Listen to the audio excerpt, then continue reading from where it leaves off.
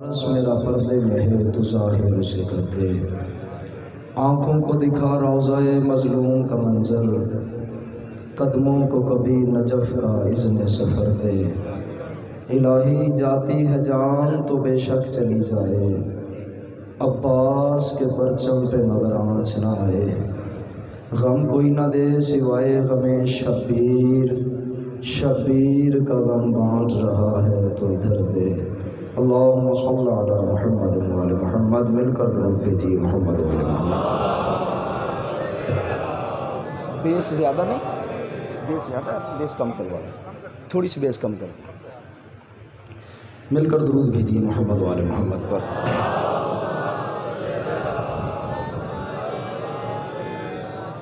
اعوذ باللہ السمیع العلیم من الشیطان اللعین الرجیم، بسم اللہ الرحمن الرحیم۔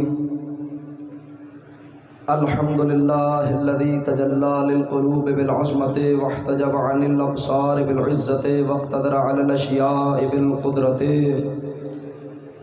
فلا الابصار تثبت لرؤیته ولا اللوحات تبلغ کنہ عظمته وتجبر بالعظمت والکبریاء وتعطف بالعز والبر والجلال وتمجد بالفخر والبهاء وتحلل بالمجد والاقلاء واستخلص بالنور والضياء، خالق لا نظير له، واحد لا ند له، صمد لا كفو له، إله لا ثاني معه، وفاطر لا شريك له، ورازق لا معين له، والرب بلا شريك، والصلاة والسلام على صاحب نعمة العظمى والمحجة الكبرى، النبي الأمي المكي المدني الابتهامي، السيد البهي والسراج المضيء والكوكب الدري، صاحب الوقار والسكينة،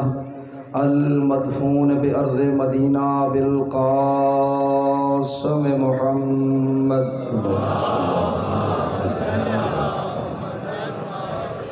وعلى أهل بيته الطيبين الطاهرين المعصومين المظلومين، ولعنة الدائمة على أعدائهم أجمعين، أما بعد، بسم الله الرحمن الرحيم۔ محمد رسول الله والذين معه أشداء على الكفار رحماء بينهم، تراهم ركعا سجدا يبتغون فضلا من الله ورضوانا، سیماہم فی وجوہہم من اثر السجود، ذالک مثلہم فی التوراۃ ومثلہم فی الانجیل، کزرع اخرج شطأہ فآزرہ فاستغلظ فاستوى علی سوقہ یعجب الزرع لیغیظ بہم الکفار، وعد اللہ الذین آمنوا وعملوا الصالحات منہم مغفرۃ واجرا عظیما۔ صلوات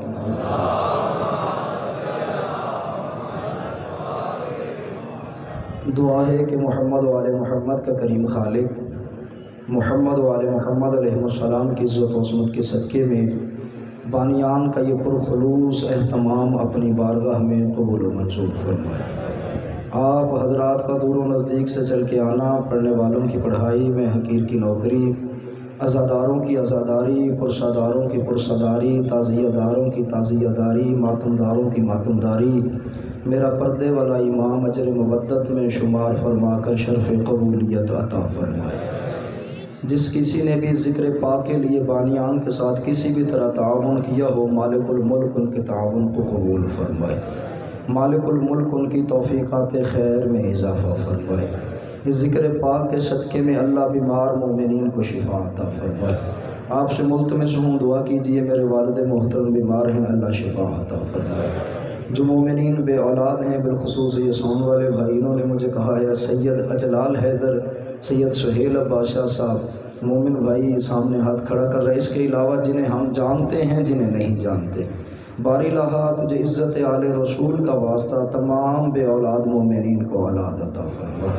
جو مومنین بیٹوں کے متمنی ہیں، بالخصوص غلام قمر جعفری انہوں نے بھی کہا ہے باری اللہ عزت علی رسول کا واسطہ، جو مومنین بیٹوں کے متمنی ہیں انہیں بیٹے عطا فرما، جو مومنین بیٹیاں چاہتے ہیں انہیں بیٹیاں عطا فرما، جو مومنین بے روزگار ہیں انہیں روزگار مہیا فرما، جن مومنین کے اپنے گھر نہیں ہیں انہیں اپنے گھر مہیا فرما، جن والدین کے گھروں میں جوان بیٹیاں جوان بیٹے موجود ہیں، والدین فرض ادا کرنا چاہتے ہیں، باری الہ اچھے اسباب مہیا فرما، باری الہ عزاداروں کی عزت جان مال کی محافظت فرما، مقامات مقدسات کا تحفظ فرما، میرے ملک پاکستان کی خیر فرما، دشمنان اسلام دشمنان پاکستان کو ہدایت نصیب فرما، جن کے مقدر میں ہدایت نہ ہو انہیں نیست و نابود فرما، علماء حقہ کی محافظت فرما، ملت تشیع کو آپس میں اتحاد نصیب فرما، ہم سب کو سیرت اہل بیت پر عمل کرنے کی توفیق عطا فرما، ہم سب کو ویسے عزاداری کرنے کی توفیق عطا فرما جو تجھے اور تیری حجت کو پسند آ جائے، باری اللہ حجت دوران ولی العصر امام العصر علیہ السلام کے ظہور میں تعجیل فرما، ہمیں اس قابل بنا کہ ہم آقا کی قدم بوسی کا شرف حاصل کر سکیں، ہمیں آقا کے نوکروں میں شمار فرما، دعاؤں کی قبولیت کے لیے آقا کی جلد آمد کے لیے مل کر بآواز بلند درود پڑھیے محمد والے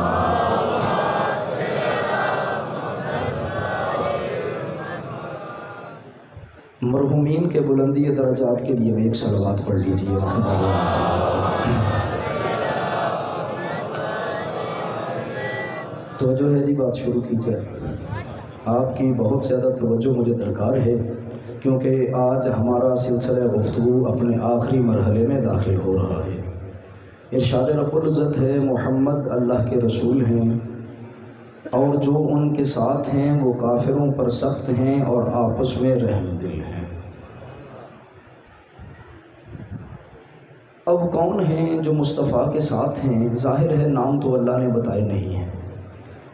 میں تو اکثر یہی سوچا کرتا ہوں کہ باری الہ کیا ہی بہتر ہوتا کہ تو نام بتا دیتا، 12-14 تو نام ہیں، زیادہ تو ہیں نہیں۔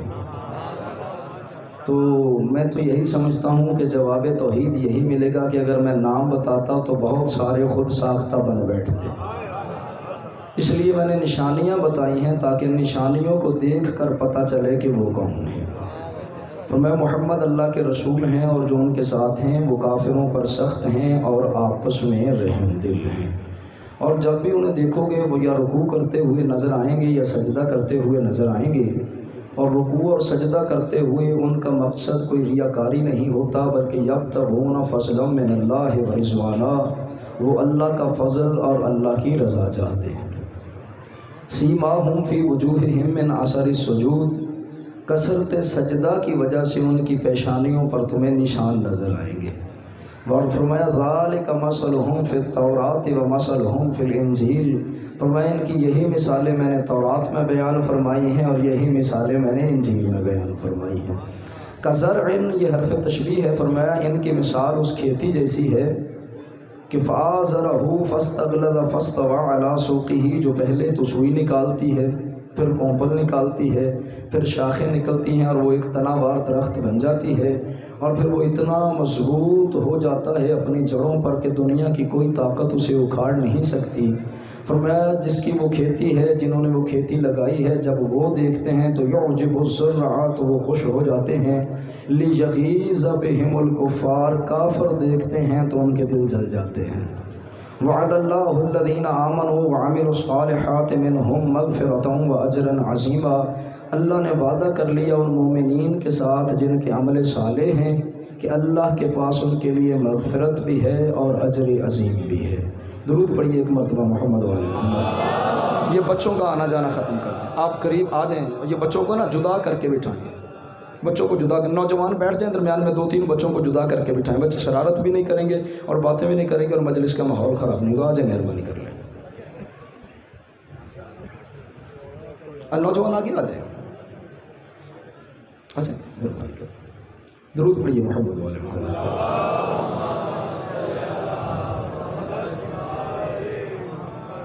میری پچھلی 8 دن کی گفتگو کا مرکز و محور جو بات رہی وہ یہ رہی کہ جو مصطفیٰ کے ساتھ ہیں وہ ہیں آل پیغمبر، اور وہ ساتھ صرف جسمانی طور پر نبی کے ساتھ نہیں ہیں بلکہ وہ نور میں نبی کے برابر ہیں، وہ اتباع میں نبی کے برابر ہیں، وہ اطاعت میں نبی کے برابر ہیں، وہ ایمان میں نبی کے برابر ہیں، وہ علم میں نبی کے برابر ہیں۔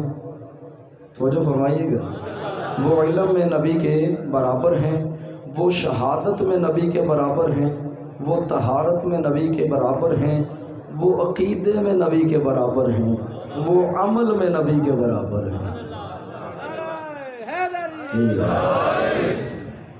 آج سلسلہ گفتگو کل جہاں میں نے ختم کیا تھا، پھر میں آج وہیں سے شروع کر رہا ہوں۔ کل میں نے ایک فرمان معصوم پڑھا تھا اور اس پہ میں نے گفتگو نہیں کی تھی، فقط میں ترجمہ سنا کے گزر گیا تھا۔ آج مجھے اس پہ 2-4 جملے عرض کرنے ہیں۔ فرمایا ان اللہ تبارک و تعالی نصب علیٰ علما بینہ و بین خلقہ، فرمایا اللہ نے اپنے اور اپنی مخلوق کے درمیان علی کو اپنی پہچان کی علامت قرار دیا ہے۔ ان اللہ تبارک و تعالی نصب علیٰ علما بینہ و بین خلقہ، اللہ نے اپنے اور اپنی مخلوق کے درمیان علی کو اپنی پہچان کی علامت قرار دیا ہے۔ فرمایا من عرفہ کان مؤمنا، جو پہچان گیا علی کو وہ مومن بن گیا۔ ومن انکرہ کان کافرا، اور جس نے علی کا انکار کر دیا وہ کافر ہو گیا۔ ومن جاہلہ کان ضالا، جو علی سے جاہل رہا وہ گمراہ ہو گیا۔ ومن نصب معہ شیئا، وہ جو جس نے کسی چیز میں کسی بھی بات میں، ومن نصب معہ شیئا، دیکھیے کوئی حد نہیں رکھی کہ اس میں ہے اور اس میں نہیں، ومن نصب معہ شیئا کان مشرکا باللہ، فرمایا جس نے کسی بھی معاملے میں کسی کو علی کے برابر سمجھا وہ مشرک ہو گیا۔ اور کل جو آیات میں نے پڑھی تھی سورہ مبارکہ توبہ سے ایک آیت پڑھی تھی کہ اللہ فرماتا ہے مَا كَانَ لِلْمُشْرِكِينَ أَن يَعْمُرُوا مَسَاجِدَ اللَّهِ شَاهِدِينَ عَلَىٰ أَنفُسِهِمْ بِالْكُفْرِ، اللہ فرماتا ہے کسی مشرک کے لیے جائز نہیں ہے کہ وہ مسجد بنائے، اس لیے کہ وہ خود اپنے نفس پر اپنے کفر پر گواہ ہے۔ اگر آپ آیت پہ غور کریں تو آیت میں 2 مختلف لفظ ہیں۔ فرمایا مَا كَانَ لِلْمُشْرِكِينَ أَن يَعْمُرُوا مَسَاجِدَ اللَّهِ، فرمایا کسی مشرک کے لیے جائز نہیں ہے کہ وہ مسجد بنائے، کیوں شاہدین علی انفسہم بالکفر، کیونکہ وہ خود اپنے نفس کے کفر پر گواہ ہیں۔ یعنی اللہ نے انہیں مشرک بھی کہا ہے، اللہ نے انہیں کافر بھی کہا ہے۔ میں نے تو ایسا نہیں دیکھا کہ کوئی مشرک مسجد بنائے، میں نے تو نہیں دیکھا کوئی کافر مسجد بنائے۔ اس بات کو میں یوں واضح کر لوں کہ وہ مولوی جو مجلس کے خلاف ہو، مجلس پہ فتویٰ دیتا ہو، جو ماتم کے خلاف ہو، ماتم پہ فتویٰ دیتا ہو، یہ ہو سکتا ہے کہ آپ اس مولوی سے جا کے مولوی صاحب آپ کے گھر میں ہم نے مجلس کروانی ہے، آپ کے گھر میں ہم نے ماتم کروانا ہے، ہر عقل مند بندہ کہے گا ہم اسے کیوں کہیں گے، کیونکہ وہ تو مجلس کا مخالف ہے، وہ تو ماتم کا مخالف ہے۔ آپ سوچئے جو ہے ہی مشرک وہ مسجد کیوں بنائے گا؟ جو ہے ہی کافر وہ مسجد کیوں بنائے گا؟ تو ثابت ہوا کہ یہ جتنے علی کے منکر ہیں، جتنے علی کا انکار کرنے والے ہیں، یا جتنے کسی بھی معاملے میں علی کو کسی کے ساتھ برابر شریک کرنے والے ہیں، اللہ فرماتا ہے جو کسی کو علی کے برابر سمجھتے ہو مسجد نہ بنانا، مجھے تمہاری مسجد کی ضرورت نہیں ہے، مت بنانا مسجد، کیونکہ تم میری نظر میں مشرک ہو۔ آئیے سورہ مبارکہ زمر سے ایک آیت پڑھ لیتے ہیں۔ اللہ رب العزت ارشاد فرما رہا ہے لَقَدْ أُوحِيَ إِلَيْكَ وَإِلَى الَّذِينَ مِن قَبْلِكَ، اے حبیب یہی وہی ہم نے آپ کی طرف کی اور یہی وہی ہم نے آپ سے پہلے نبیوں کی طرف بھی کی تھی۔ کیا فرمایا لَئِنْ أَشْرَكْتَ لَيَحْبَطَنَّ عَمَلُكَ، حبیب اگر تو نے شرک کیا تو ہم تیرے اعمال حبط کر لیں گے۔ آیت پہ ذرا توجہ فرمائیے گا، اللہ اپنے نبی سے کہہ رہا ہے لَئِنْ أَشْرَكْتَ لَيَحْبَطَنَّ عَمَلُكَ وَلَتَكُونَنَّ مِنَ الْخَاسِرِينَ، حبیب ہم نے تجھ سے پہلے نبیوں کی طرف بھی وہی کی، یہی وہی کی تھی اور تیری طرف بھی یہی وہی ہے۔ کیا اگر تم نے شرک کیا تو میں تمہارے اعمال کو حبط کر لوں گا؟ کیسے سوچا جا سکتا ہے کہ جو نبی ہو، جو حجت ہو، جو معصوم ہو، جو نبیوں کا سردار ہو، جو خاتم النبیین ہو، جو سید المرسلین ہو، وہ شرک کرے؟ یہ تو ممکن ہی نہیں ہے۔ بندے نے امام جعفر صادق علیہ السلام سے اسی آیت کے متعلق سوال کیا، مولا کیسے ہو سکتا ہے معصوم شرک کرے، نبی شرک کرے، اولی العزم پیغمبر شرک کرے، سید المرسلین اور خاتم النبیین شرک کرے؟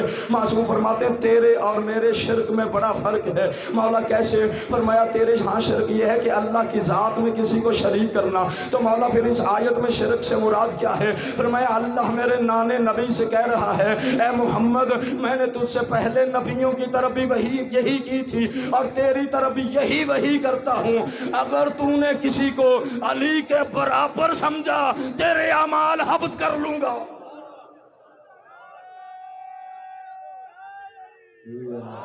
اگر تو نے کسی کو علی کے برابر سمجھا تو میں تیرے اعمال حبط کر لوں گا۔ تو پھر سوچو اگر سید الانبیاء کسی کو علی کے برابر سمجھے تو اس کے اعمال حبط ہو جاتے ہیں، 1400 سال بعد کلمہ پڑھنے والے کی کیا حیثیت ہے؟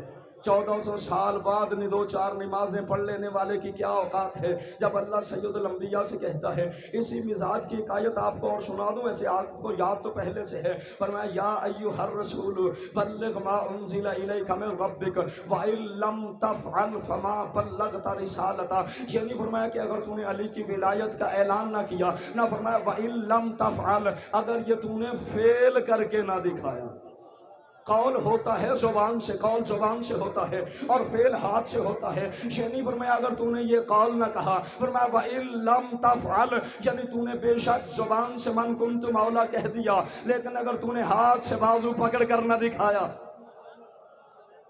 بولیے چنیوٹ کا مرکزی مجموعہ، چنیوٹ کے عظیم لوگ، چنیوٹ کا پڑھا لکھا مجمع میرے سامنے ہے، اور میری بات ضائع چلی جائے تو پھر تو مجھے دکھ ہوگا نا جناب، اور پھر میری سمجھ میں بات آئے یا نہ آئے آپ کی سمجھ میں تو آنی چاہیے، کیونکہ آپ تو نسلی شیعہ ہیں، آپ تو اکثریت اس مجمع میں وہ بیٹھی ہے جو اولاد اس کی ہے جو بولے تو نہج البلاغہ بن جاتی ہے۔ ہاں ہمیں سمجھ آئے یا نہ آئے سادات عظام کو تو ذرا بولنا چاہیے، دعا فرمانی چاہیے۔ فرمایا حبیب اگر تو نے کسی کو علی کے برابر سمجھا، اگر نبی کسی کو علی کے برابر سمجھے تو اللہ نبی کے اعمال حبط کر دیتا ہے۔ مسلمان کسی کو علی کے برابر سمجھے تو اللہ نماز کے باوجود مشرک کہہ دیتا ہے۔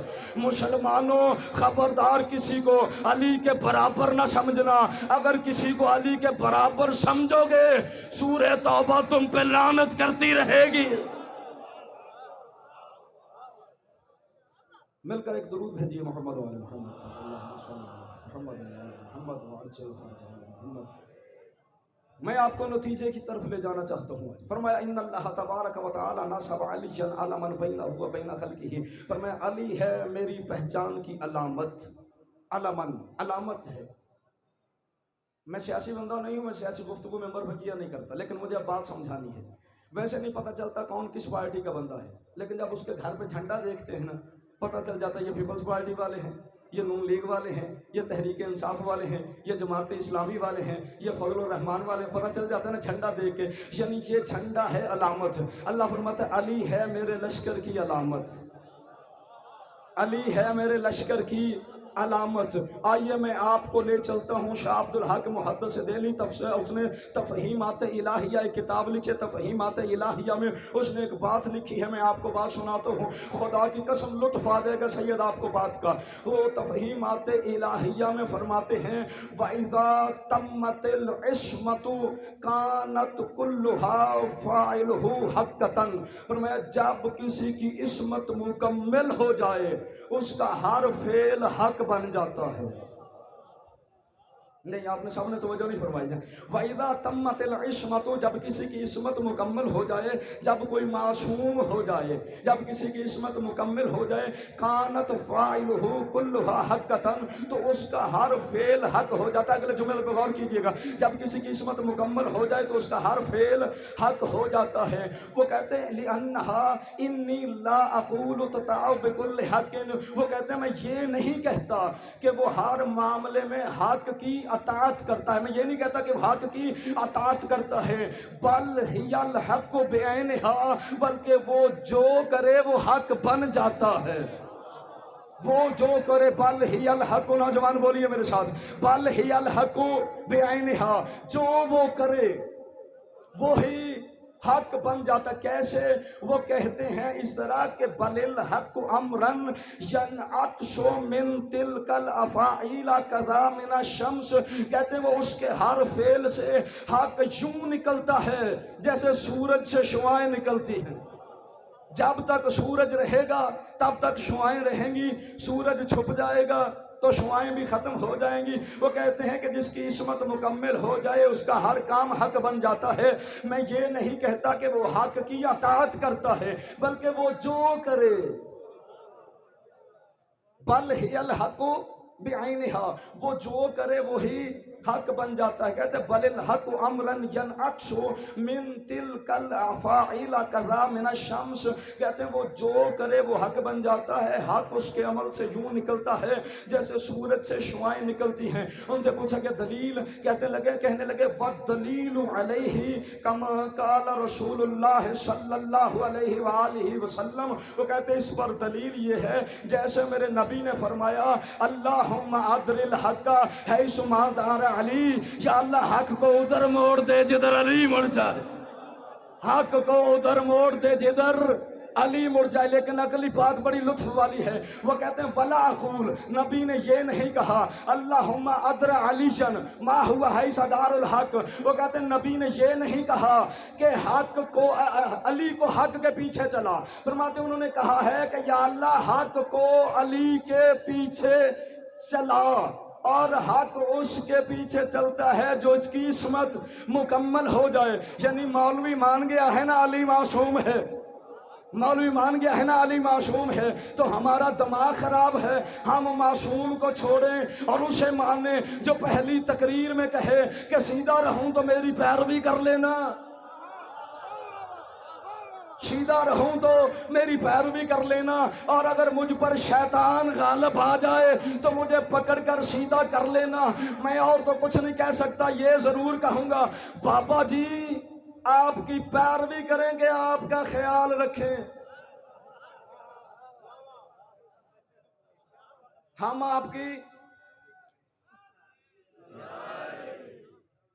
آپ کی پیروی کریں یا خیال رکھیں۔ مجھے مرشد وہ نہیں چاہیے جس کا میں خیال رکھوں، مجھے امام وہ چاہیے جو میرا خیال رکھے۔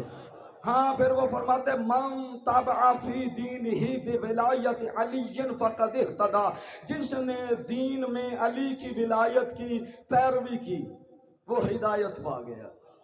اللہ اکبر، جس نے دین میں علی کی ولایت کی پیروی کی وہ ہدایت پا گیا۔ دو تین باتیں ایسی ہیں جو میں اشرے میں کرنا چاہتا تھا، میرے موضوع سے ریلیٹڈ ہیں لیکن میں کر نہیں پایا تھا۔ ایک جملہ ایک دن میں نے کہا تھا کہ زمانے کو ہم سے حسد یہ ہے، زمانہ کہتا ہے کہ یہ ہر مقام پر آل محمد کو ہی نبی کے ساتھ کیوں مانتے ہیں۔ مل کر درود پڑھیے محمد والے محمد پر۔ مولانا تشریف لائے، انہیں یہاں بلا لیں، انہیں رستہ دے دیں، قبلہ کو رستہ دے دیں، یہی تشریف لے آئیں۔ ایک عالم دین کی موجودگی میں بھی دو چار باتیں کر کے ان سے تصدیق کرو۔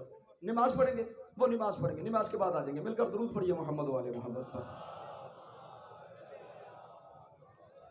دیکھیں علماء کی موجودگی میں پڑھنا یہ زیادہ فخر کی بات ہوتی ہے، پھر بندہ ان سے تصدیق بھی کروا لیتا ہے۔ میں تو تقریباً ہر مجلس میں کہتا آیا ہوں کہ میں عالم نہیں ہوں، میں تو مذہب اہل بیت کا طالب علم ہوں۔ مل کر ایک درود پڑھیے محمد والے محمد۔ لو جی ایک مولوی صاحب ادھروں آ گئے، قبلہ یہاں تشریف لے آئیے، میرے قریب آ جائیے، مہربانی فرمائیں، مہربانی بھیا یہاں میرے سامنے آ جائیے۔ اللہ اچھا یا رسول اللہ، مہربانی جی، یہ میرے لیے آپ کی یہ دعا ہو گئی جو آپ نے نعرہ لگایا، یہ میرے لیے دعا ہے، بس دعا فرماتے آئیے گا۔ میں دو چار باتیں عرض کر لوں۔ زمانے کو ہم سے یہ حسد ہے، زمانہ کہتا ہے کہ یہ ہر مقام پر نبی کے بعد آل نبی کا تذکرہ کیوں کرتے ہیں؟ اس لیے کرتے، میری پچھلی 8 دن کی گفتگو یاد رکھیے گا، اس لیے کہ ہم نے قرآن پڑھا ہے، قرآن بتاتا ہے کہ آل محمد نور میں نبی کے ساتھ برابر ہیں، اتباع میں برابر ہیں، ایمان میں برابر ہیں، علم میں برابر ہیں، طہارت میں برابر ہیں، شہادت میں برابر ہیں۔ اب ہم نبی کے بعد انہیں مانیں گے جو ہر معاملے میں نبی کے برابر ہیں۔ اور رہی بات صحابہ کرام رضوان اللہ تعالیٰ علیہم اجمعین کی، کوئی یہ نہ کہے کہ بات تھی معیت پر تو صحابہ کرام کا تذکرہ نہیں کیا۔ اللہ رب العزت ارشاد فرما رہا ہے پارہ نمبر 11 میں سورہ مبارکہ توبہ میں، اللہ فرماتا ہے والسابقون الاولون من المہاجرین والانصار باحسان اتبعوہم رضی اللہ عنہم ورضوا عنہ۔ فرمایا وہ جو پہلے مہاجر ہیں، وہ جو پہلے صحابی سابقون الاولون، وہ جو پہلے صحابی، وہ پہلے مہاجر، وہ پہلے انصار، ان کا احسان ہے اور ان کے لیے انعام کیا ہے؟ رضی اللہ عنہم ورضوا عنہ، وہ اللہ سے راضی اللہ ان سے راضی۔ صحابہ اکرام کے متعلق ہم شیعوں کا عقیدہ کیا ہے؟ 1.5-2 گھنٹے کی گفتگو ایک جملے میں بند کر کے جانے لگا ہوں کہ ہم شیعوں کا صحابہ اکرام کے متعلق عقیدہ یہ ہے کہ یہ صحابہ مصطفیٰ، ان کے قدموں کی مٹی ہماری آنکھوں کا سرما۔ یہ صحابہ مصطفیٰ اگر زمین پر ہوں تو دین کے مینارے ہیں، آسمان پر ہوں تو ستارے ہیں، آل محمد کے ساتھ ہوں تو ہمارے ہیں۔ بولیے میرے شاہ جی نے میری بات کی سمجھ آ جائے۔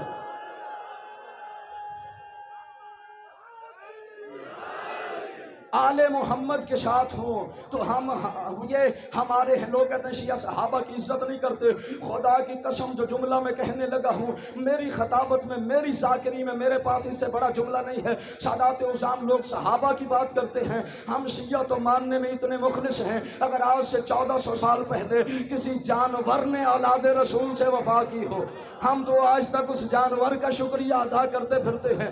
ہم شیعہ گھوڑے کے پجاری نہیں ہیں، ہم مشرک پہ لعنت بھیجتے ہیں۔ ہم نے توحید قرآن مجید سے لی ہے، ہم نے توحید نہج البلاغہ سے لی ہے، ہم نے توحید صحیفہ کاملہ سے لی ہے، ہم گھوڑے کے پجاری نہیں ہیں۔ ہاں آئیے میں بتاؤں کہ ہم شیعوں کا ذوالجناح کے متعلق عقیدہ کیا ہے۔ ہم گھوڑے کے پجاری نہیں، اور جو معترض ہے وہ بھی گھوڑے کا دشمن نہیں ہے، اس لیے کہ اگر ہم ہوتے گھوڑے کے پجاری، ہم جہاں گھوڑا دیکھتے ہم وہیں پر جھک جاتے۔ دکھانے والا بندہ مجھے دکھائے، مجھے تعزیے کی عزت کی قسم بندہ مجھے دکھا دے، میں مذہب چھوڑنے کے لیے تیار ہوں۔ کوئی بندہ مجھے دکھائے میری ملت کے 7-8 سال کے نابالغ بچے نے ٹانگے میں گھوڑا دے کے سلام کیا ہو، گھوڑ سواری میں گھوڑا دے کے، بولو میرے ساتھ نے میری بات کی سمجھ آ جائے، گھوڑ سواری میں گھوڑا دے کے سلام کیا ہو، کیڈل شو میں ناچتے ہوئے گھوڑے کو سلام کیا ہو، پھر حافظ امجد یہ کہنے کا حق تو رکھتا ہے نا، اور جب ہم ناچنے والے گھوڑے کو سلام نہیں کرتے، ناچنے والی ماں کے بیٹے کو اپنا ہاتھی کیسے؟ ہم ناچنے والے گھوڑے کو نہیں مانتے تو ناچنے والی ماں کے بیٹے کو۔ اللہ آپ کو سلامت رکھے، اللہ آپ کی نسلوں کو یہ ذکر نصیب فرمائے۔ ہاں یہ شیعت قرآن کا عقیدہ ہے، یہ چڑیا کا گھونسلہ نہیں ہے جناب، یہ آل محمد کے فرامین کا مذہب ہے۔ مل کر ایک درود پڑھیے محمد و آل محمد پر۔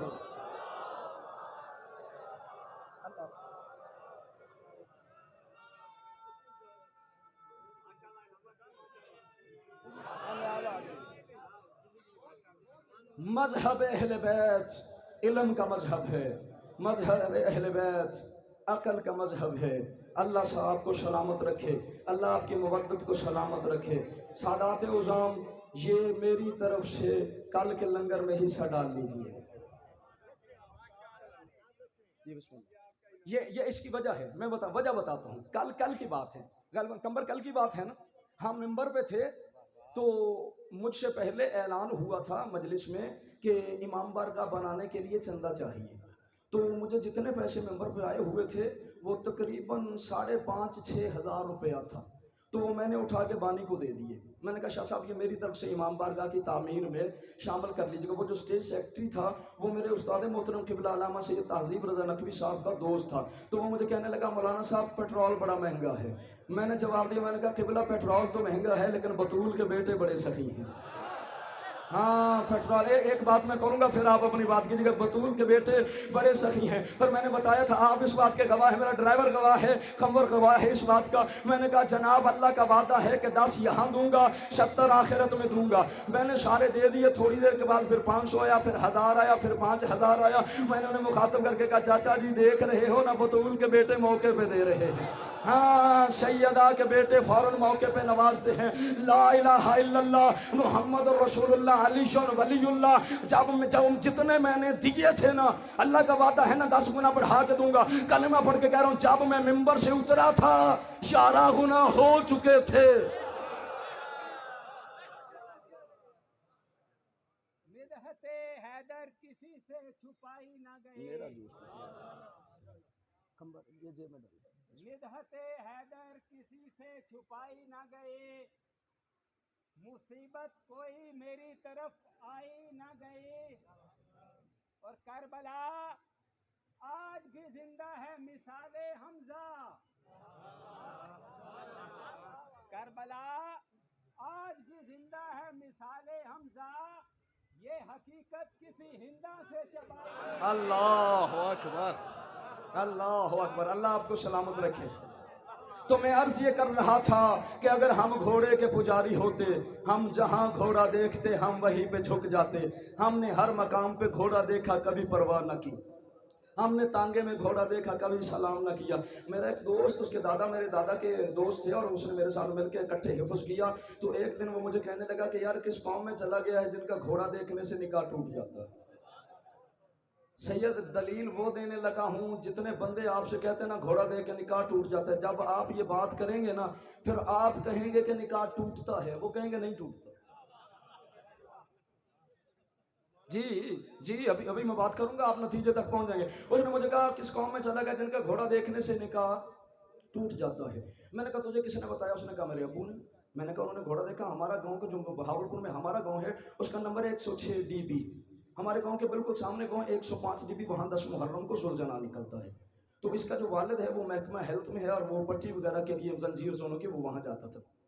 मैंने कहा तुझे किसने बताया? उसने कहा मेरे अब्बू ने। मैंने कहा तेरे अब्बू ने सुलझना कब देखा? उसने कहा जब नई नई शादी हुई थी।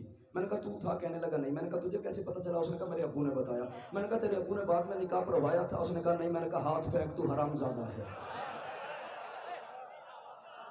दोस्त था ना, मैंने कहा हाथ फेंक, तू हरामजादा है। मौलाना फिर मैं कहता था अक्षियों का घोड़ा देखने से निकाह टूटता है और वो कहता था कि नहीं टूटता है।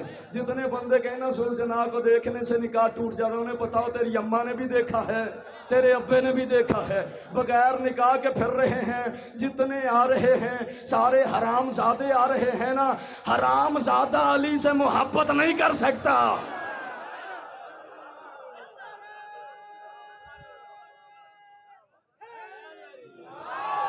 हम घोड़े के पुजारी होते तो हम जहाँ घोड़ा देखते हम वहीं पे झुक जाते। हमने हर मकाम पे घोड़ा देखा और हमने कभी परवाह न की। साबित हुआ हम शिया घोड़े के पुजारी नहीं है और मोतरस भी घोड़े का दुश्मन नहीं है, क्योंकि अगर घोड़े का दुश्मन होता तो कैदर शो में नाचते हुए घोड़े पे फतवा लगाता। लेकिन नाचने वाले घोड़े को बर्दाश्त कर लेना। और जब हम यौम आशूर इमाम हुसैन के बावफा मुर्तजज़ की सुलझना की शबी बनाते हैं और फिर उस निस्बत हुसैन की वजह से हम उसे सलाम करते हैं, फिर मोतरस एतराज करता है। पता चला मोतरस घोड़े का दुश्मन नहीं, ज़हरा के बेटे का दुश्मन है। अगर मोतरस घोड़े का दुश्मन होता तो तांगे में जाता हुआ घोड़ा देखकर वो फतवा लगाता। जुमला मैं कह देने लगा हूँ क्योंकि जब बात मजहब के दलाइल पे आ जाए फिर मैं बड़ा बेदीद हो जाया करता हूँ, फिर मैं बेदीद हो के दलाइल दिया करता हूँ। बंदे कहते जी शियों का घोड़ा देखो तो निकाह टूट जाता है, हालांकि हम पहले घोड़े को गुस्ल देते हैं, फिर उसे वुजू करवाते हैं, फिर उसके कान में अजान पढ़ते हैं जो सुलझना तैयार करते हैं, जिन्हें पता है सुलझना कैसे तैयार किया जाता है। खुदा की कसम मेरा 7 साल का बेटा है, मेरे 7 साल के बेटे से भी आप पूछना सुलझना कैसे तैयार होता है, वो आपको तफसील बताएगा सुलझना तैयार कैसे किया जाता है। पहले हम उसे सवारी को गुस्ल देते हैं, फिर वुजू करवाते हैं, फिर दाएं कान में अजान पढ़ते हैं, बाएं कान में अकामत पढ़ते हैं, फिर उस पर चादर डालते हैं। और चादर भी ऐसी जिस पर कहीं आयतुल कुर्सी लिखी होती है, कहीं आयत विलायत लिखी होती है, कहीं पर मासूमीन के अस्माए गिरामी लिखे हुए होते हैं। फिर हाफिज अमजद ये कहने का हक रखता है ना, भाई अगर चादर वाला घोड़ा देखने से निकाह टूटता है तो जो सारा साल नंगे घोड़े देखते हो तब तुम्हारा निकाह नहीं टूटता। खुदारा आले मोहम्मद से दुश्मनी छोड़ो। हम घोड़े के पुजारी होते, हम जहाँ घोड़ा देखते वहीं पे झुक जाते, लेकिन हमने हर घोड़े को सलाम नहीं किया। हम मुर्तजज़ की शबी को इसलिए सलाम करते हैं क्योंकि इसने भी तीर खाए हैं मौला की राह में, इसका भी खून शामिल है हर सजदागाह में। उस निस्बत हुसैन की वजह से हम इसे सलाम करते हैं। और आइए मैं बताऊं कि कुरान का और इस्लाम का घोड़े के जानवर के बारे में फ़लसफ़ा क्या है। इस्लाम कहता है वो जानवर जो किसी अल्लाह वाले से मंसूब हो जाए वो निगाह तौहीद में मोतबर हो जाता है, मोहतरम हो जाता है। तारीख पढ़ के देखिए, कुरान पढ़िए। हजरत इस्माइल की जगह पे आने वाला दुम्बा था जानवर, लेकिन नबी से मंसूब हुआ, निगाह तौहीद में इज्जत वाला हो गया। इससे एक कदम आगे बढ़ाइए, असहाबे कहफ से वफा करने वाला कुत्ता। कुरान में सूरह कहफ मौजूद है और उसमें लफ्ज़ कहफ, असहाबे कहफ मौजूद है। लफ्ज़ असहाब बताता है असहाबे कहफ नबी नहीं थे, मासूम थे, सच्चे थे, अल्लाह वाले थे। उनके पीछे कुत्ता हो لیا. اب 73 میں سے 72 فرقوں کے علماء کہتے ہیں کہ قیامت کے دن وہ کتا جنت میں جائے گا. بولو چاہے چپ کر جو آپ کی اپنی مرضی ہے، لیکن ایک اشارہ تو قرآن نے بھی کر دیا نا کہ سچوں کے پیچھے لگ جانے والا چاہے کتا ہی کیوں نہ ہو وہ جہنم میں نہیں جایا کرتا.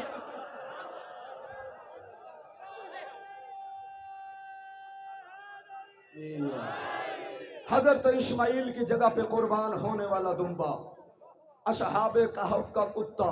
پارہ نمبر 3 کا دوسرا رکوع یعنی آیت الکرسی سے اگلا رکوع پڑھ کے دیکھیے. حضرت عزیر کا گدھا تھا، گدھا لیکن نبی سے منسوب ہوا، نگاہ توحید میں عزت والا ہو گیا، نگاہ توحید میں محترم اور معتبر ہو گیا. اور اس سے ایک قدم آگے بڑھائیے ذرا. تینوں مثالیں ہیں جی ذہن میں. حضرت اسماعیل کی جگہ پہ قربان ہونے والا، اصحاب کہف کا کتا، اور حضرت عزیر کا گدھا. چوتھی مثال حضرت صالح کی اونٹنی تھی، اونٹنی تھی جانور، نبی سے منسوب ہوئی، نگاہ توحید میں عزت والی ہو گئی. مسلمانوں تمہیں حیا نہیں آتا صبح صبح لاؤڈ سپیکر کھول کر اصحاب کہف سے وفا کرنے والے کتے کے ذکر فخر سے کرتے ہو، اپنے نبی کے بیٹے پہ قربان ہونے والے ذوالجناح کے ذکر کو بدعت کہتے ہو. پتہ چلا تمہیں دشمنی ذوالجناح سے نہیں ہے، تمہیں دشمنی حسین ابن علی سے ہے. تو میں عرض یہ کر رہا تھا کہ ہم شیعہ تو ماننے میں اتنے مخلص ہیں، اگر آج سے 1400 سال پہلے کسی جانور نے اولاد رسول سے وفا کی ہو، ہم تو آج تک اس جانور کا احترام کرتے ہیں، اس کا شکریہ ادا کرتے پھرتے ہیں. تو ہم پھر صحابہ اکرام رضوان اللہ تعالیٰ علیہم اجمعین کی عزت کیوں نہیں کریں گے؟ عظمت ان کی ہمارے دلوں میں موجود ہے. اور میں جملہ کہنا چاہتا ہوں، چنیوٹ کا مرکزی مجمع، عظیم مجمع، پڑھے لکھے لوگ اور مرکزی 9 محرم کی مجلس، ایک عظیم جملہ کہہ کے جانے لگا ہوں. خدا را غور کیجئے گا تاکہ میرا جملہ دلوں میں اتر جائے. میں شیعہ ہونے کے ناطے اپنی قوم کی طرف سے اعلان کر رہا ہوں کہ جو بندہ اصحاب مصطفیٰ کی عزت اور عظمت کا منکر ہو وہ بندہ شیعہ ہرگز نہیں ہو سکتا. جو بندہ خود کو شیعہ بھی کہلواتا ہے اور صحابہ اکرام رضوان اللہ تعالی علیہم اجمعین کی عزت اور عظمت کا منکر ہے، میں اسے ہرگز قبلہ شیعہ ماننے کے لیے تیار نہیں ہوں. وہ بندہ آج سے اپنی شیعت کو درست کر لے، اس لیے کہ صحابہ اکرام رضوان اللہ تعالی علیہم اجمعین وہ عزت والے لوگ، وہ عظمت والے لوگ، وہ رفت والے لوگ جنہوں نے نبی کی زیارت کی، نبی کے ہاتھوں پہ کلمہ پڑھا، نبی کے پیچھے نمازیں پڑھی، نبی کے ساتھ مل کر بدر، احد، خندق اور خیبر میں خوبصورت کردار ادا کیا. کیوں نہیں مانیں گے ہم ان لوگوں کو جنہوں نے نبی کے پیچھے نمازیں پڑھی ہیں؟ ہم مانتے ضرور ہیں لیکن سنی اور شیعہ عقیدے میں صحابہ اکرام رضوان اللہ علیہم اجمعین کے متعلق 2 بنیادی فرق ہیں. میں 2 بنیادی فرق واضح کروں گا تو پھر انشاءاللہ میرا موضوع واضح ہو جائے گا. پہلا بنیادی فرق یہ ہے کہ ہم آل اور اصحاب کو برابر نہیں مانتے. بات میری اگر جھوٹی ہو قبلہ تو مجھے ٹوک دیجیے گا، جسے لگے میری بات جھوٹی ہے مجھے ٹوک دیجیے گا. بات میری ٹھیک ہو تو پھر بولیے گا، ورنہ میرے ساتھ نہ بولیے گا. پہلی بات یہ جو سچی بات ہو وہ کرنی چاہیے، ممبر پہ جھوٹ نہیں بولنا چاہیے، اپنے مذہب کے عقیدے کو نشر کرنا چاہیے. دیکھیے ہم نے کسی کے کہنے پر تراویح نہیں پڑھی، ہم نے کسی کے کہنے پہ فجر کی اذان میں الصلاۃ خیر من النوم نہیں ڈالا، ہم نے کسی کے کہنے پر اذان سے علی شان ولی اللہ نہیں نکالا، اذان سے حی علی خیر العمل نہیں نکالا، ہم نے کسی کے کہنے پہ ذوالجناح نہیں چھوڑا، ہم نے کسی کے کہنے پہ تعزیہ داری نہیں چھوڑی، ہم نے کسی کے کہنے پر ماتم داری نہیں چھوڑی، ہم نے کسی کے کہنے پر علم نہیں چھوڑا، ہم نے کسی کے کہنے پر زنجیر مارنا نہیں چھوڑا، ہم نے کسی کے کہنے پر کالے کپڑے نہیں چھوڑے. اگر ہم صحابہ کو نہ مانتے ہوتے تو ہم نے یہ عقیدہ بھی سامنے لے آنا تھا، جہاں پہلے گزارا ہو رہا ہے پھر بھی ہوتے ہی رہنا تھا.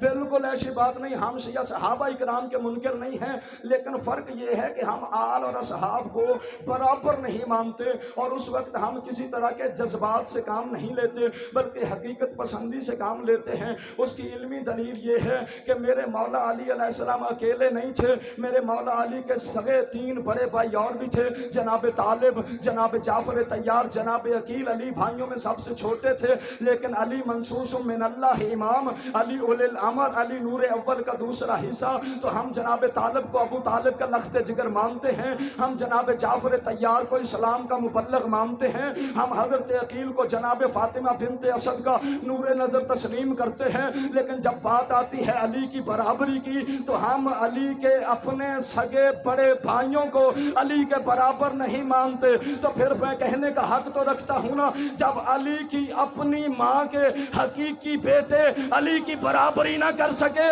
تو غیر ماں کا بیٹا علی کی برابری کیسے کر سکے؟ علی علی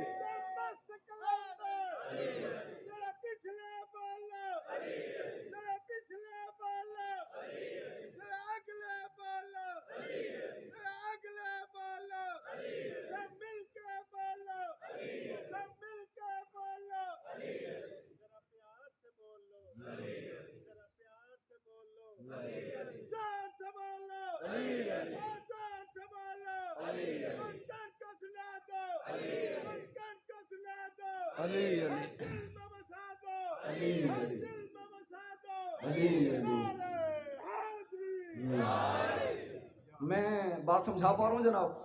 ہم کسی طرح کے جذبات سے کام نہیں لیتے۔ دوسری علمی دلیل سنیے گا، اگر نبی کے بعد، نبی کے دنیا سے جانے کے بعد قرآن کا، تفسیر کا، فقہ کا، حدیث کا، منطق کا مسئلہ پوچھنے کے لیے آل رسول چل کے جائیں صحابہ کے دروازے پر، میں مان لیتا ہوں پھر صحابہ افضل ہیں، مجھے ماننے میں کوئی قباحت نہیں، میں مان لوں گا پھر صحابہ افضل ہیں۔ لیکن اگر تاریخ چیخ چیخ کے کہے کہ نبی کے بعد خود صحابی رسول کرسی اقتدار چھوڑ کے شریعت کا مسئلہ پوچھنے علی کے پاس جائے اور یہ کہتا ہوا واپس آئے آج علی نہ ہوتے تو میں ہلاک ہو جاتا،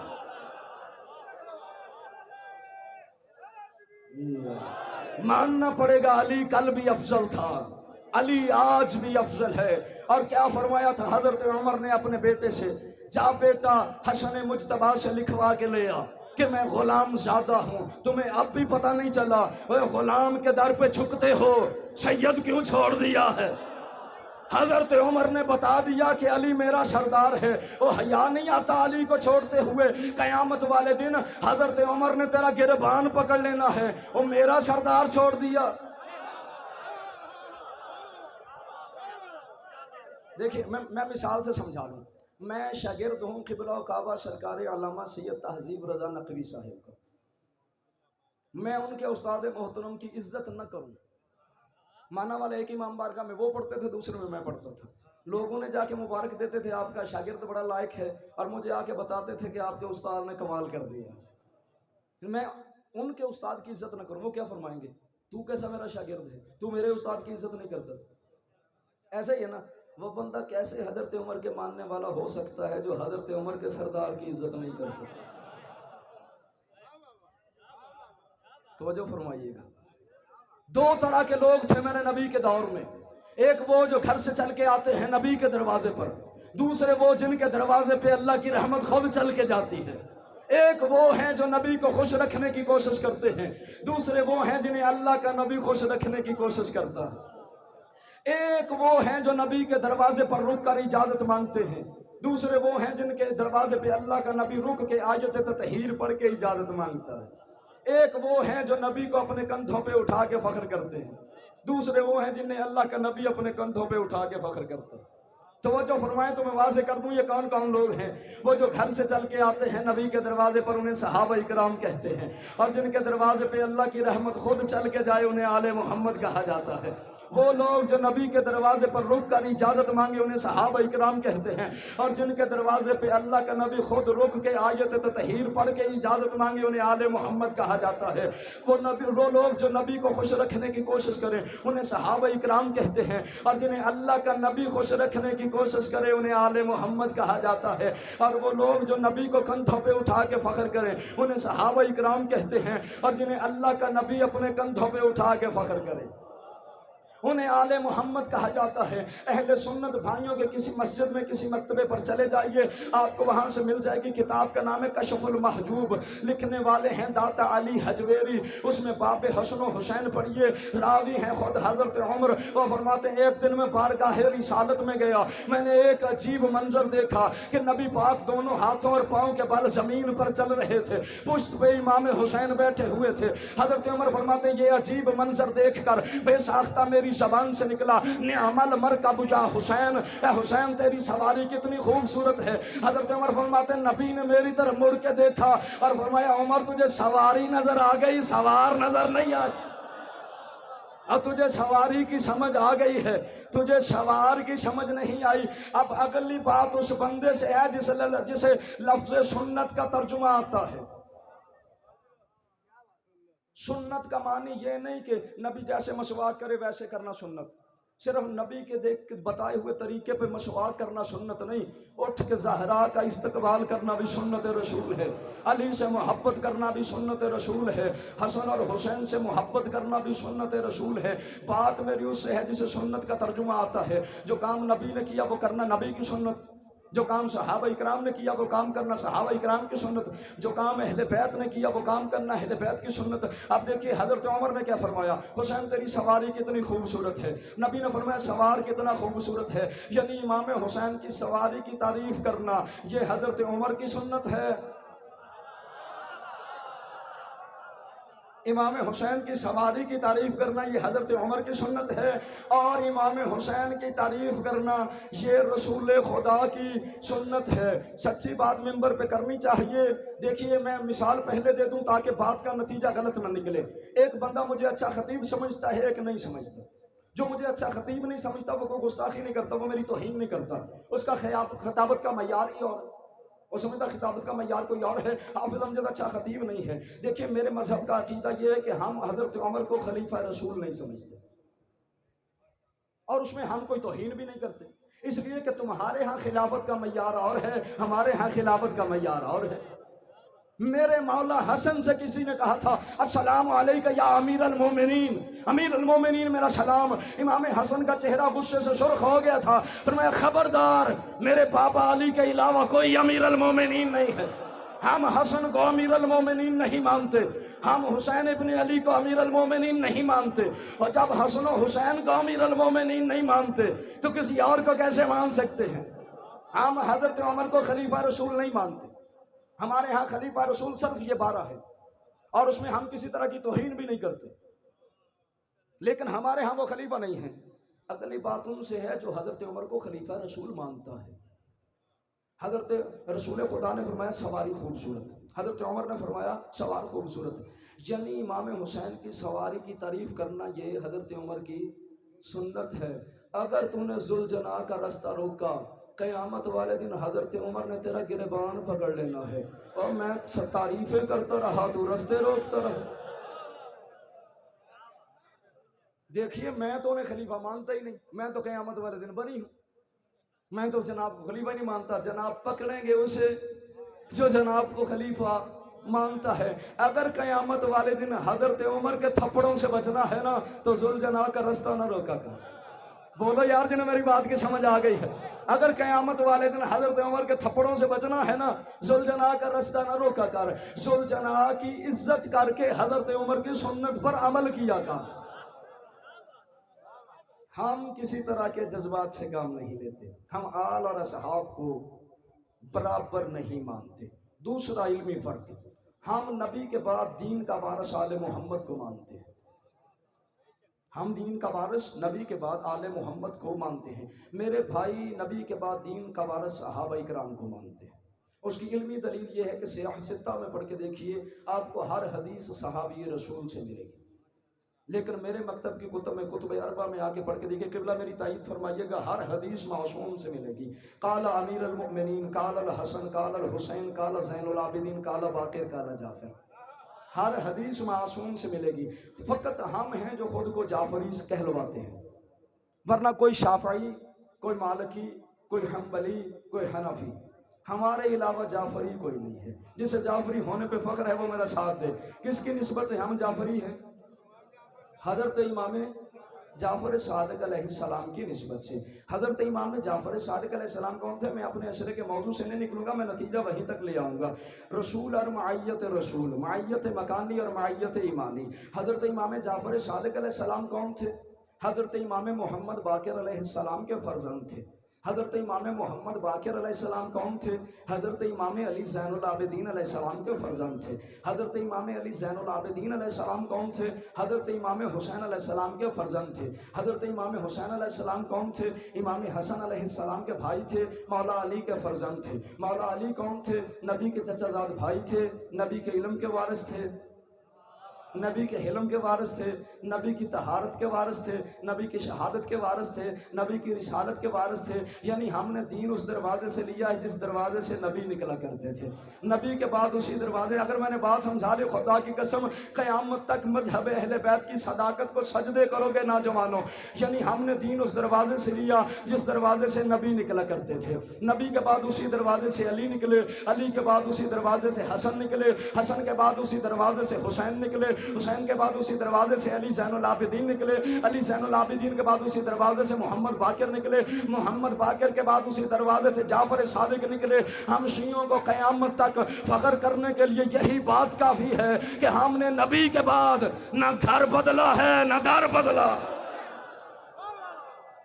آج تک اسی دروازے پہ جھکے ہوئے ہیں، آج تک اسی گھر کے گیت گا رہے ہیں، اسی گھر کے گن گا رہے ہیں، اسی دروازے کے غلام بنے ہوئے ہیں۔ کون سا دروازہ جس کے متعلق اللہ فرمائے انما یرید اللہ، اور اس دروازے کی تعریف میں ایک جملہ اور کہہ دوں کہ صحابہ اکرام کے دروازے کھلتے تھے مسجد نبوی میں، اللہ کے حکم سے میرے نبی نے بند کروا دیے تھے اور علی کا دروازہ کھلا رکھوایا تھا۔ اور پھر صحابہ اکرام نے پوچھا یا رسول اللہ ہمارے دروازے بند کیوں کروائے، علی کا دروازہ کھلا کیوں رکھوایا؟ فرمایا تمہارے دروازے میں نے بند نہیں کروائے، علی کا دروازہ میں نے کھلا نہیں رکھوایا، تمہارے دروازے اللہ نے بند کروائے ہیں، علی کا دروازہ اللہ نے کھلا رکھوایا ہے۔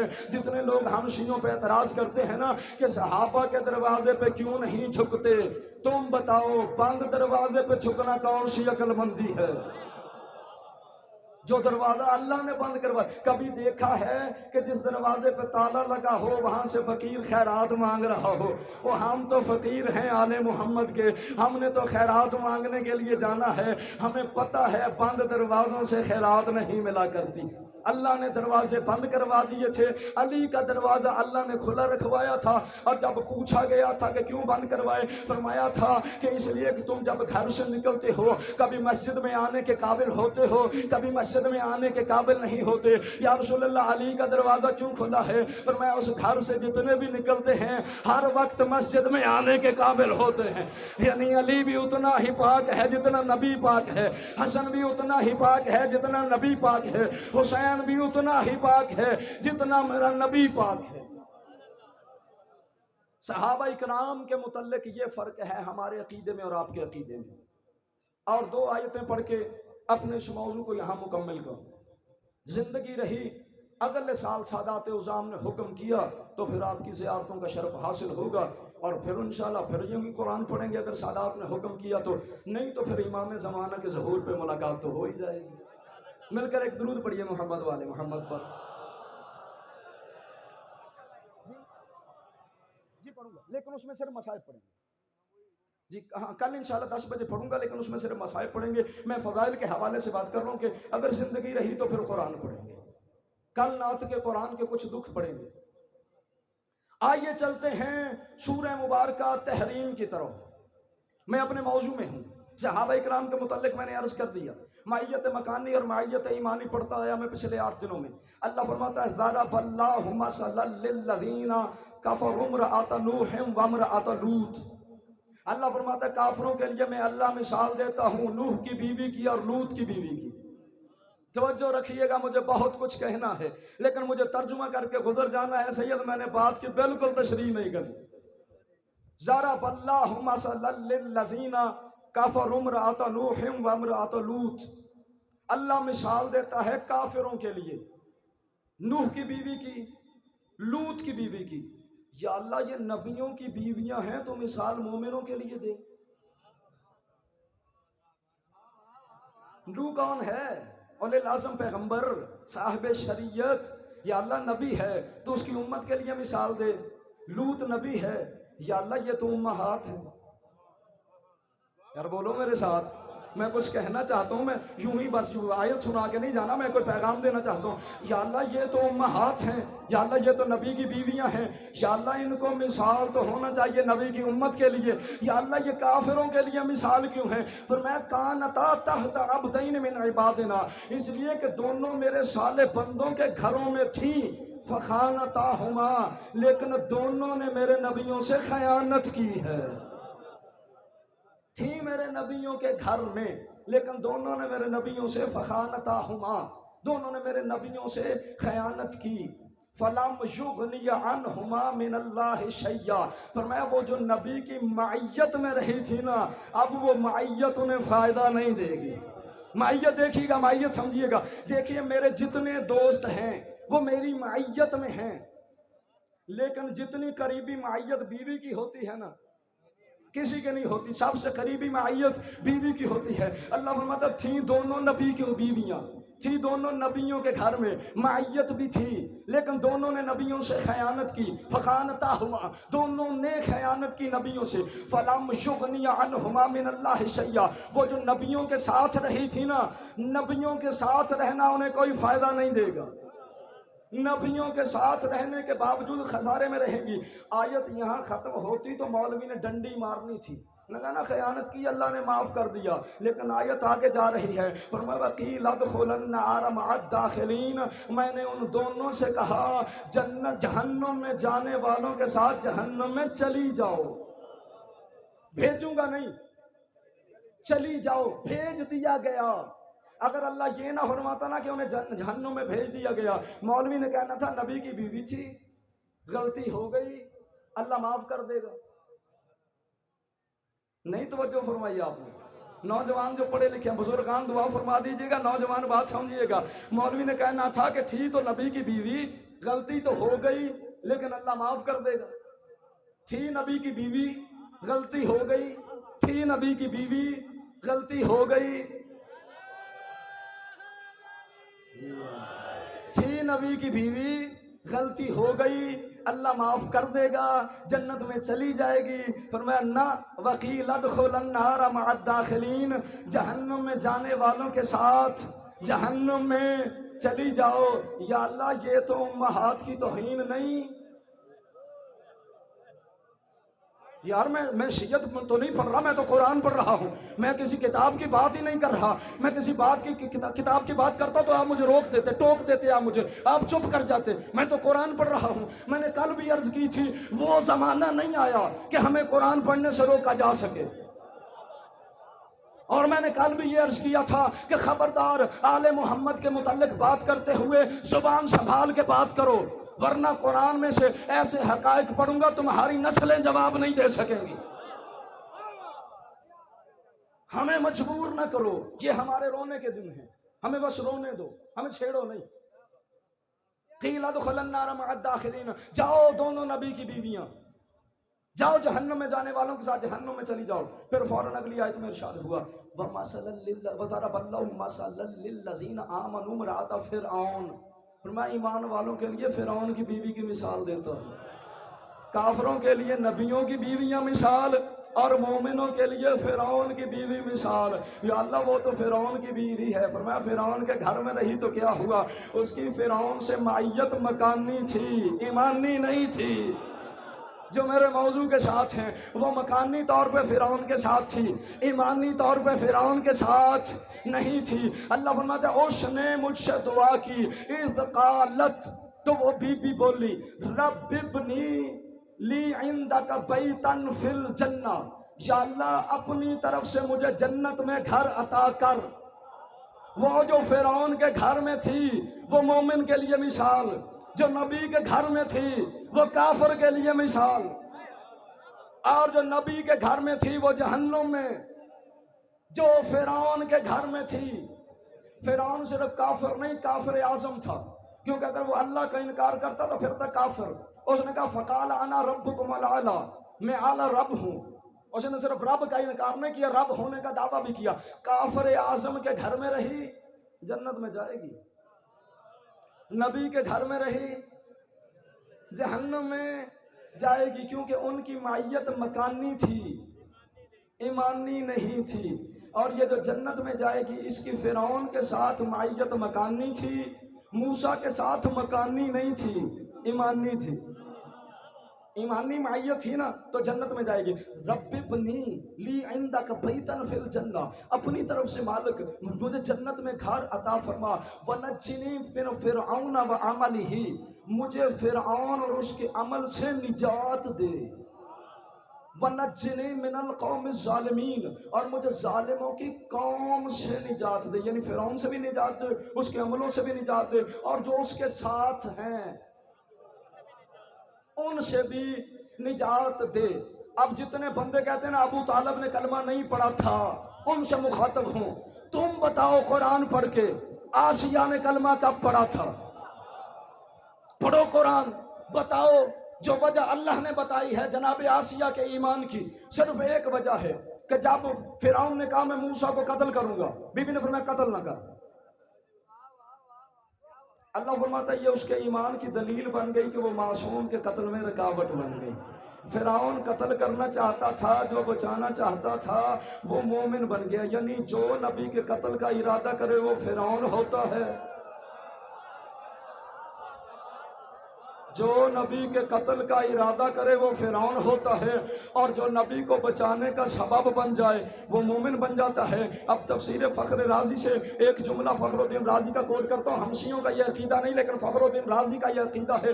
وہ کہتا ہے کہ ابو طالب اندر سے مومن تھا، کفر ظاہر اس لیے کرتا رہا کیونکہ اگر ابو طالب کفر ظاہر نہ کرتا تو نبی کی حفاظت نہ کر پاتا۔ ابو طالب نبی کی حفاظت کے لیے کفر ظاہر کرتا رہا، اور ایک ایسا ہے جو ظاہراً کلمہ پڑھتا تھا لیکن اس کے کلمے میں اسلام کو خطرہ تھا، نبی کو خطرہ تھا۔ اب مسلمان تو بتا، وہ بہتر ہے جس کے ظاہری کفر میں نبی کی زندگی تھی، یا وہ بہتر ہے جس کے ظاہری اسلام میں رسول کو خطرہ تھا؟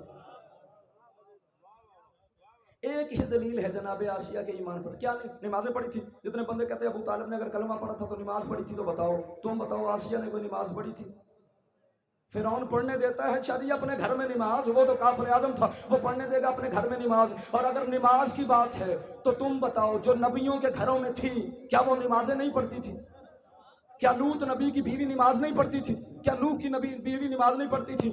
اگر کوئی بندہ کہے نہیں پڑھتی تھی، میں پوچھوں گا جو نبی اپنی بیوی سے نماز نہ پڑھوا سکے وہ امت سے کیسے پڑھائے گا؟ جو نبی اپنی بیوی سے اچھا عمل نہ کروا سکے وہ اپنی امت سے اچھا عمل کیسے کروائے گا؟ وہ اچھے عملوں کے باوجود جہنم میں چلی گئی، یہ نماز کے بغیر فرعون کے گھر میں رہنے کے باوجود جنت میں چلی گئی۔ ایک وجہ لکھی علماء نے، آخری جملہ فضائل کا کہنے لگا ہوں، چنیوٹ آپ کو عزت سیدہ کی قسم میرا جملہ ضائع نہ کیجئے گا۔ ایک وجہ لکھی ہے علماء نے، کیا؟ کہ آسیہ اس وجہ سے مومنہ ہے، اس وجہ سے جنت میں جائے گی کہ وہ موسیٰ سے محبت کرتی تھی، فرعون سے نفرت کرتی تھی۔ بات سمجھیے گا، موسیٰ سے محبت کرتی تھی، فرعون سے نفرت کرتی تھی۔ آخری جملہ فضائل کا ہے، ہاتھ اٹھاؤ دعا مانگتے، ہاتھ اٹھاؤ، سارے ہاتھ اٹھاؤ، میری مائیں بہنیں جو پردے میں بیٹھی ہیں آپ بھی ہاتھ اٹھائیے، دعا مانگتے ہیں، یا اللہ جیسے حضرت آسیہ حضرت موسیٰ سے محبت کرتی تھی، فرعون سے نفرت کرتی تھی، تو نے محبت موسیٰ اور نفرت فرعون کی وجہ سے اسے جنت عطا کی ہے۔ یا اللہ ہمیں اقرار ہے نہ ہماری نمازیں ٹھیک ہیں، نہ ہمارے روزے ٹھیک ہیں، نہ ہمارے حج اور زکوٰۃ ٹھیک ہے، لیکن یا اللہ اس صدقے میں ہم پہ کرم کر دینا، ہم علی سے محبت کرتے ہیں، علی کے دشمن پہ لعنت کرتے ہیں۔ مل کر ایک درود پڑھ دیجئے محمد علیہ۔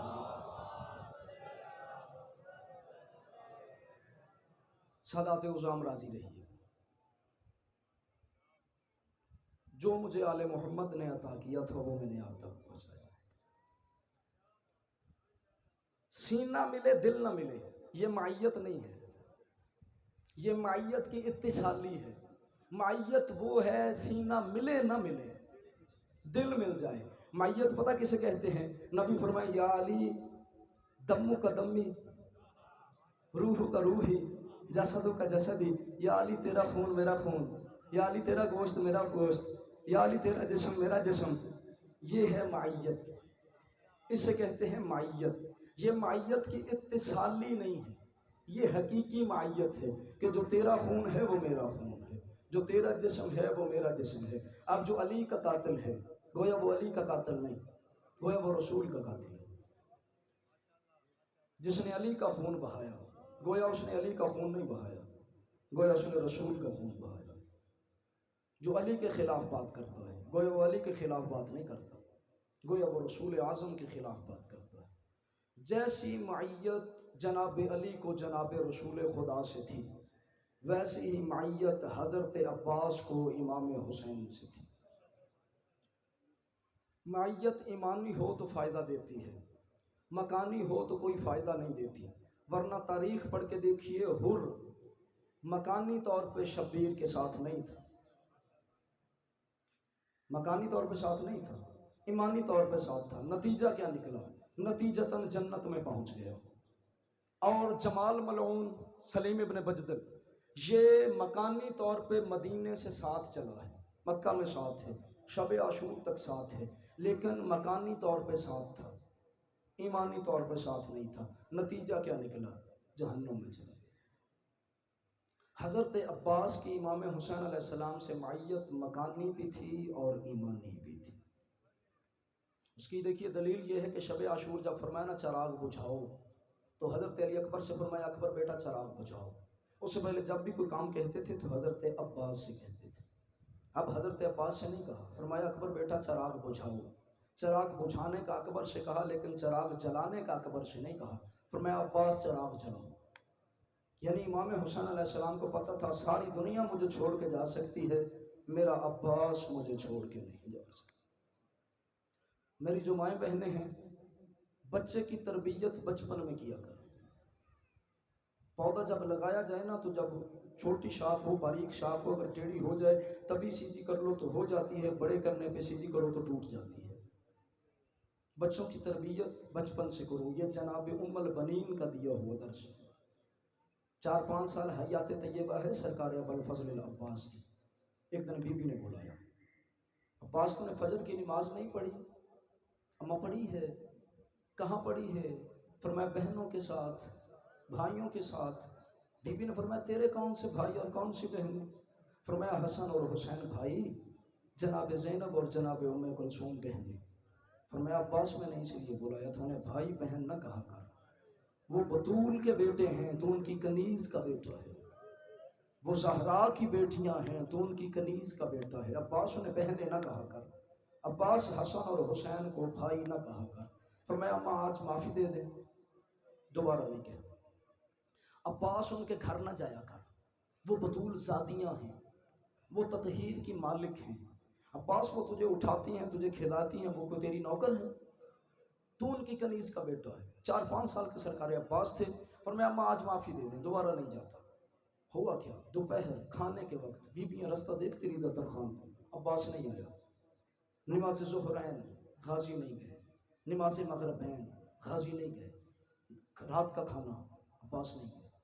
صبح ہوئی نماز فجر، بیویاں دیکھتی نہیں رستہ، غازی نہیں آیا. بی بی عالیہ نے فرمایا ام کلثوم آج چلتی ہیں، پتہ کرتی ہیں میرا غازی کیوں نہیں. غلط پڑھوں ذاکری جملے ہوں میں 14 کا مجرم. میں نے کتاب سے یوں پڑھا ہے، جیسے ہی دونوں بہنیں اپنے حجرے سے نکلیں، حضرت عباس باہر والے دروازے میں بیٹھے ہوئے تھے زمین پر اور رو رو کے فرما رہے تھے وہ سردار ہیں، میں نوکر ہوں، وہ بطول زادیاں ہیں، میں نوکر ہوں، وہ زہرا کے بیٹے ہیں، میں نوکر ہوں. بی بی چلتی ہوئی قریب آئی، حضرت عباس کے پاس کھڑے ہو کے فرمایا عباس جی سید زادی، غازی جی آقا زادی، عباس تو میرے گھر کیوں نہیں آیا؟ فرمایا آپ سید زادی ہیں، آپ بطول زادی ہیں، میں کنیز کا بیٹا ہوں. بی بی فرماتی ہیں عباس اگر تو کنیز کا بیٹا ہے آج سے پہلے میرے گھر کیوں آتا تھا؟ چھوٹے چھوٹے ہاتھ جوڑ کے غازی فرماتے ہیں بی بی پہلے جو آتا رہا وہ معاف کر دیں، آئندہ نہیں آؤں گا۔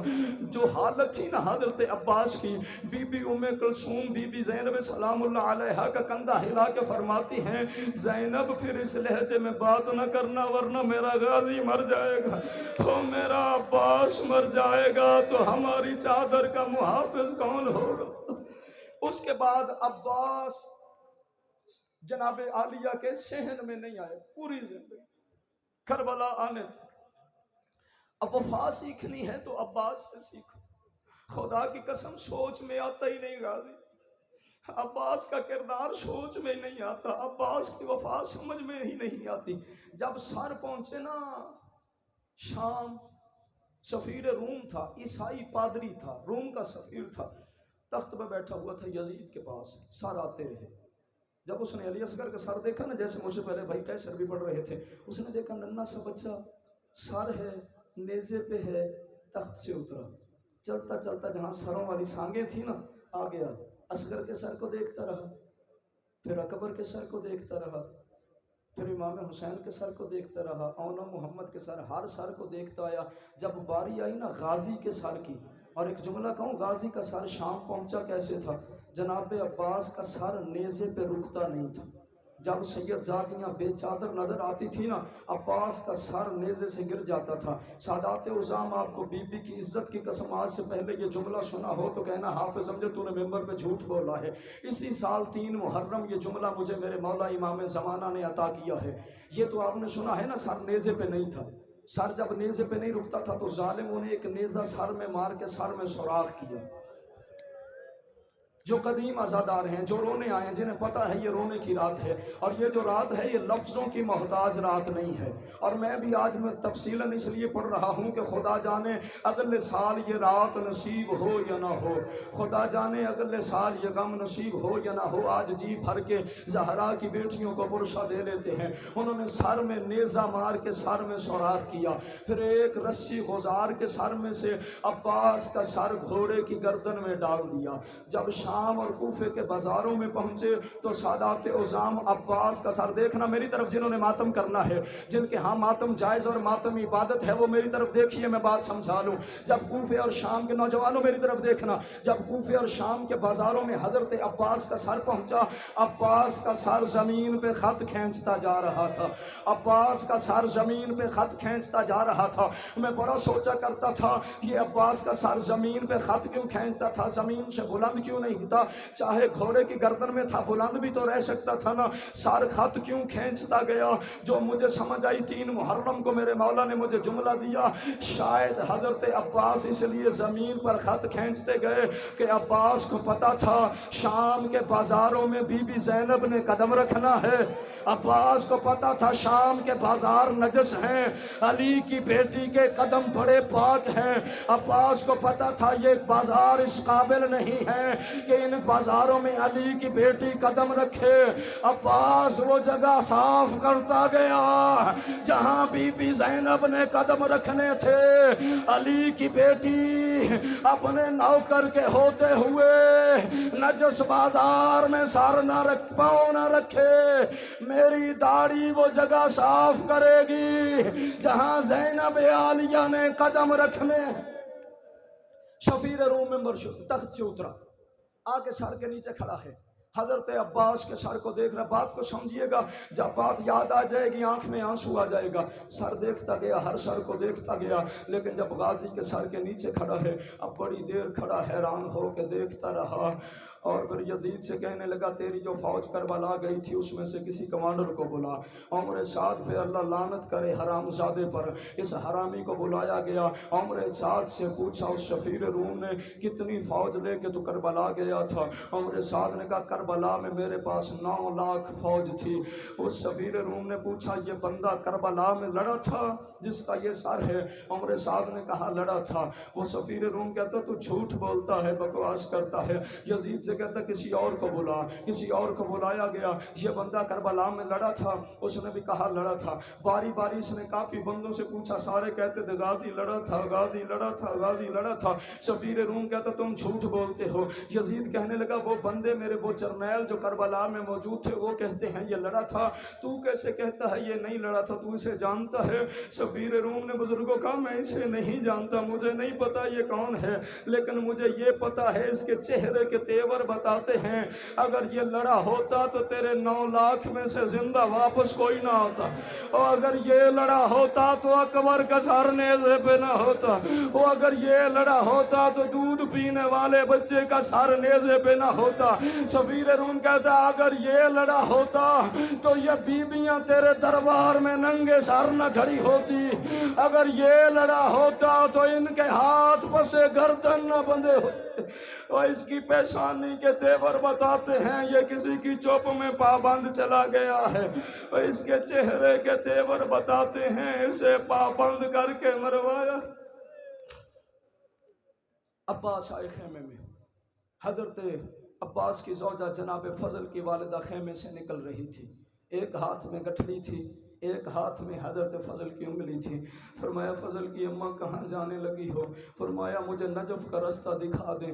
نجف جا کے کیا کرو گی؟ فرمایا آپ کے بابا علی کا جب آخری وقت تھا نا، انہوں نے مجھے کہا تھا جب میرے غازی سے تجھے کو غلہ ہو تو میری قبر پہ آ جانا، مجھے میری قبر پہ آ کے بتانا۔ فرمایا میں تیرے بابا علی کی قبر پہ تیرا غلہ کرنے جانے لگی ہوں۔ حضرت عباس فرماتے ہیں میرے ساتھ کون سا غلہ ہے مجھ پر جو جا کے میرے بابا کی قبر پہ کرنا ہے؟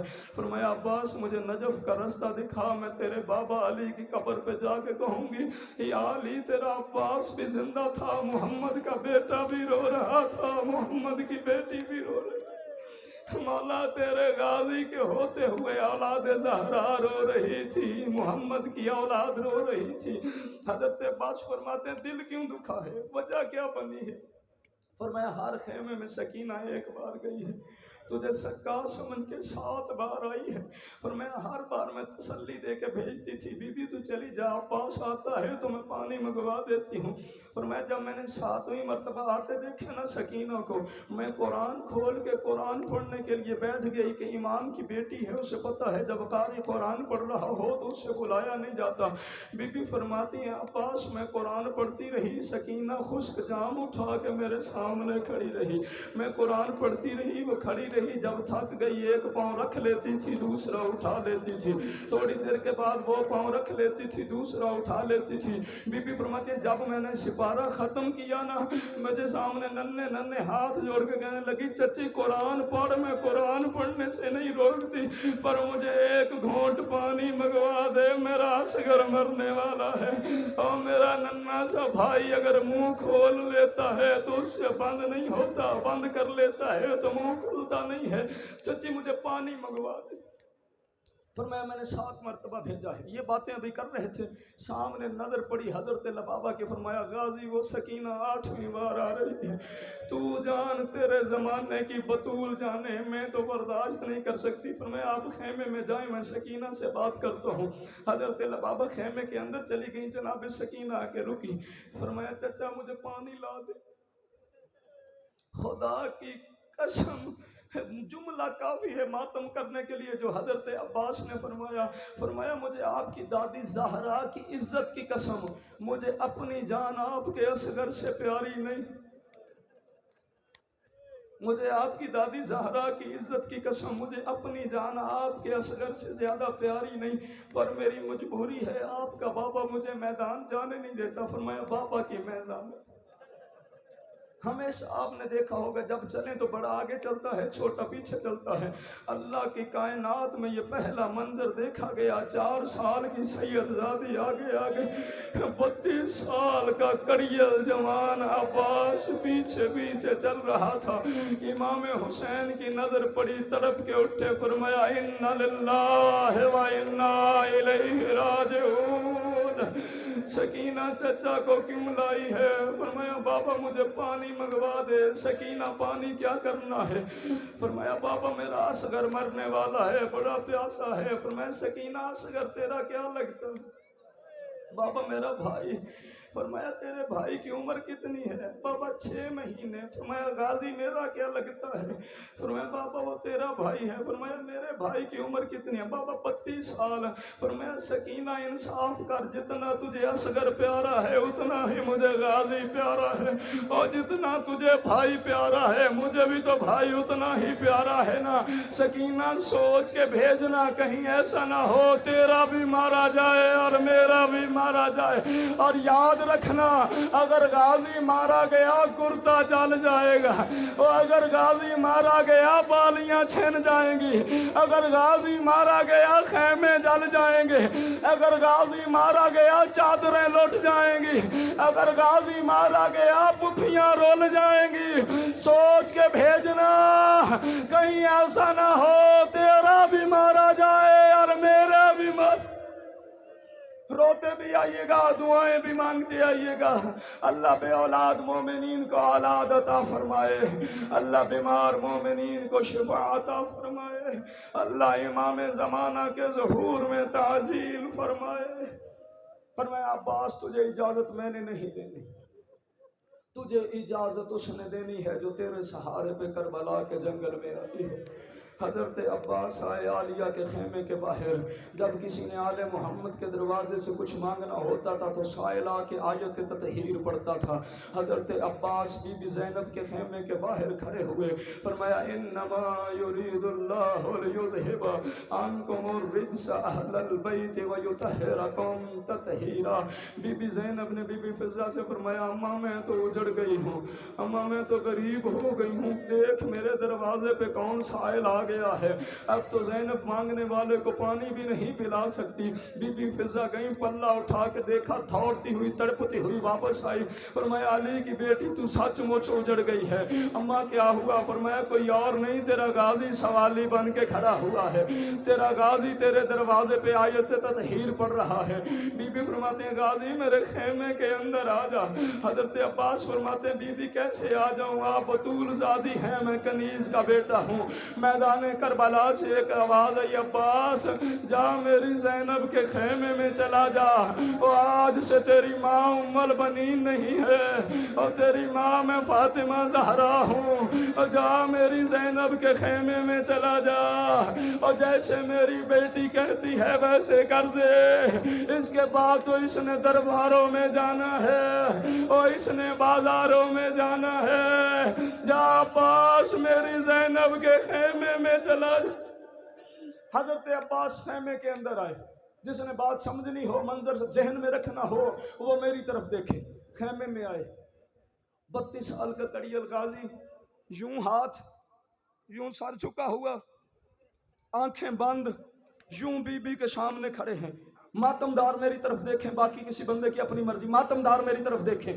جب یوں حضرت عباس سر جھکا کے کھڑے تھے نا، جناب زینب نے اپنا ہاتھ عباس کی ٹھوڑی کے نیچے رکھا، چہرہ اٹھا کے فرمایا یوں سر نہ جھکاؤ، میں تیرے سہارے پہ کربلا کے جنگل میں آئی ہوں، اور بہنوں کے سامنے یوں سر نہیں جھکائے جاتے، اور غازی میرے سامنے یوں سر نہ جھکا. عباس میں کربلا کے جنگل میں تیرے سہارے پہ آئی ہوں، اور پردیس میں آ کے سر نہ جھکا، میں تیرے سہارے پہ یہاں بیٹھی ہوئی ہوں. حضرت عباس فرماتے بی بی کچھ مانگنے آیا ہوں. فرمایا عباس مانگ. علامہ دربندی نے یہ جملہ لکھا ہے، وہ فرماتے ہیں کہ حضرت عباس نے فرمایا بی بی موت مانگنے آیا ہوں. دربندی فرماتے ہیں لفظ موت حضرت عباس کے منہ سے نکلا، موت کی زردی جناب زینب کے چہرے پہ ظاہر ہوئی، رنگ فق ہو گیا علی کی بیٹی کا. لیکن فرمایا عباس تو نے ساری زندگی میں میرا کوئی حکم نہیں ٹالا، عباس میں تجھے خالی نہیں بھیجوں گی. عباس پر میری ایک شرط ہے، آقا زادی حکم کرے. فرمایا میں نے سنا ہے مدینے کی عورتیں بتاتی تھی جب میرا بابا علی گھوڑے پہ بیٹھتا تھا تو بڑا خوبصورت لگتا تھا. عباس چلا جا، پر پہلے گھوڑے پہ بیٹھ کر ایک مرتبہ میرے خیمے میں آ، میں دیکھوں میرا بابا علی کتنا خوبصورت لگتا تھا. عزادارو حضرت عباس گئے اپنا گھوڑا لینے کے لیے. بی بی زینب نے بی بی فضہ کو بلایا. فرمایا میں آج تک حکم دیتی رہی ہوں عورت بلند آواز میں گفتگو نہ کرے، عورت تیز قدموں سے نہ چلے. اما فضا آج میں حکم دیتی ہوں جتنا تیز دوڑ سکتی ہے دوڑ، جتنا اونچی بول سکتی ہے بول۔ فرمایا کیا کروں؟ فرمایا خیموں میں اعلان کر دے، جس نے بی بی زینب کو اجڑتے دیکھنا ہو وہ میرے خیمے میں آ جائے، اور جس نے بی بی زینب کو برباد ہوتے دیکھنا ہو وہ بی بی زینب کے خیمے میں آ جائے۔ عزادارو بی بی فضا نے خیموں میں اعلان کیا، بیویاں یوں خیمے سے نکلی، کوئی کہتی تھی واہ محمدہ، کوئی کہتی تھی واہ علیہ، کوئی کہتی تھی واہ عباسہ۔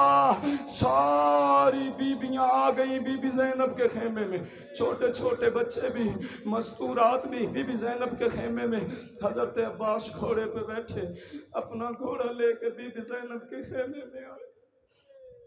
حضرت عباس کا گھوڑا بی بی زینب کے خیمے میں داخل ہوا، گھوڑا بی بی زینب کے خیمے میں چکر لگا رہا تھا۔ بی بی زینب بھتیجیوں کو دیکھتی رہی، خاموش رہی، بھانجیوں کو دیکھتی رہی، خاموش رہی، بیٹیوں کو دیکھتی رہی، خاموش رہی۔ لیکن جب نظر پڑی نا بھابیوں پر تو رو پڑی علی کی بیٹی، دونوں ہاتھ جوڑ کے فرمایا میں نے مدینے سے نکلتے ہوئے کہا تھا میں تمہاری چادر کی ضامن ہوں۔ فرمایا آج کے بعد زینب کسی کی چادر کی ضامن نہیں ہے، اور میرا غازی جا رہا ہے، اب تم جانو تمہاری چادریں جانے۔ اور زینب پردیس میں اجڑ گئی ہے، اور میرے بھائیوں کے مان ختم ہو گئے ہیں، اب ہر بی بی اپنی چادر کی خود محافظ ہے۔ حضرت عباس کا گھوڑا چکر لگا رہا تھا، بی بی سکینہ خیمے میں داخل ہوئی۔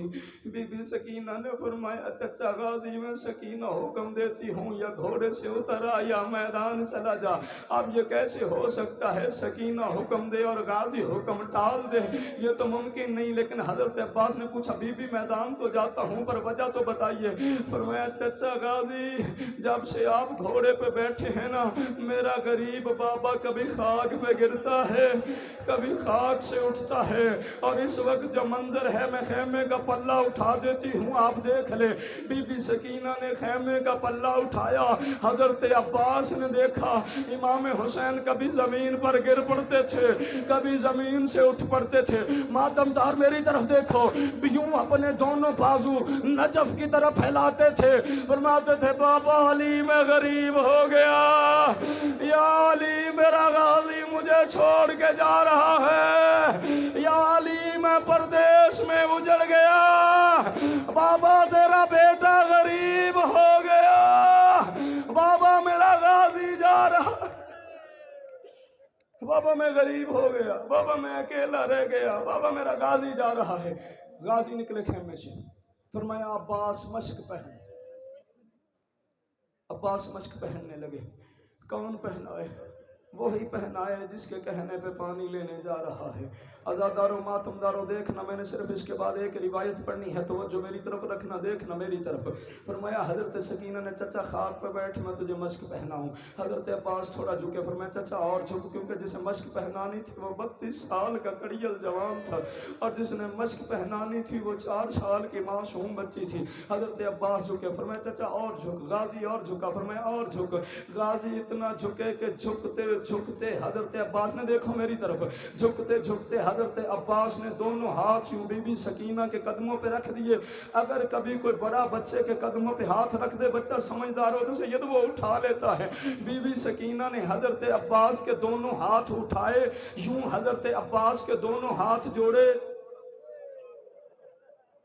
دونوں ہاتھوں پہ بوسہ دیا، جو رو پڑے ہو انہیں سلام ہے، دونوں ہاتھوں پہ بوسہ دے کے نا فرمایا چچا تو نے میرے قدموں پہ ہاتھ رکھے ہیں نا، سکینہ وعدہ کرتی ہے میں شام سے آئی یا نہ آئی چچا تیرا ہاتھ بلند رہے گا، چچا میں تیرا ہاتھ کبھی نہیں جھکنے دوں گی، مجھے چاہے شام کھا جائے غازی تیرا ہاتھ بلند رہے گا۔